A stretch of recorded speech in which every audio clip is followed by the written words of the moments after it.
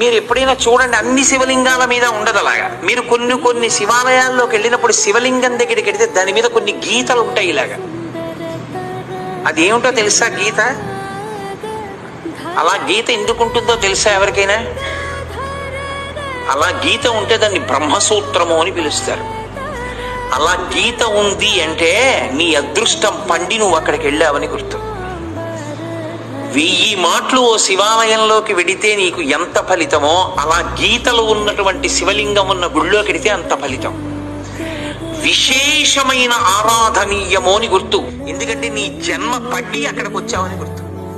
అది 1,000,000 రెట్ల ఫలితాన్ని ఇచ్చేస్తుంది. ఒక రుద్రాభిషేకం ఒక చోట చేస్తే ఏ ఫలితమో, బ్రహ్మసూత్రం ఉన్న శివలింగానికి చేస్తే 1,000,000 రెట్లు విశేష ఆరాధనా ఫలితముని ఇచ్చేస్తుంది ఆ శివలింగం.